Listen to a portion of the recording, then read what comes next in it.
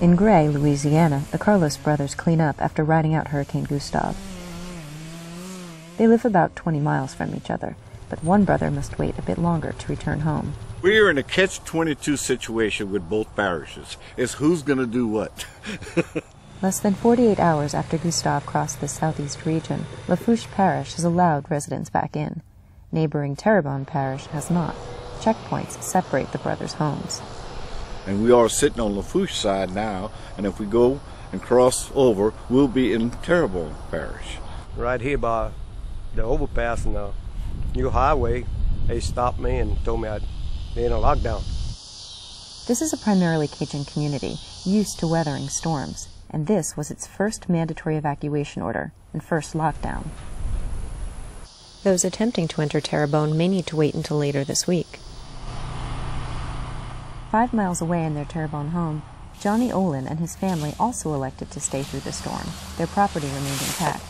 It's a lot of cleanup. God, it's going to be a tremendous amount. Big trees have fallen. While Gustav left Louisiana relatively dry, this region took the brunt of its wind damage.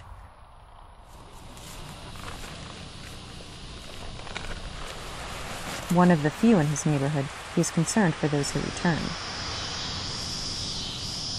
And they said we're not going to have electricity for 1 to 2 to maybe 3 weeks.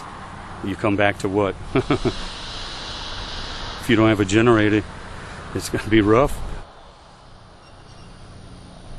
We haven't gotten any clear answer from the utilities that serve this area about how long we might be without electricity. Keith McGill is the executive editor of 2 regional New York Times-owned newspapers. We're here in the newsroom of the Courier, a newspaper in Houma, Louisiana. We're on a generator here, and it's pitch black outside right now. In Terrebonne Parish, we have 110,000 people. In Lafourche, we have 100,000 people. They're 2 autonomous parishes. They're run by different public officials who make decisions based on what they think is in the best interest of their community.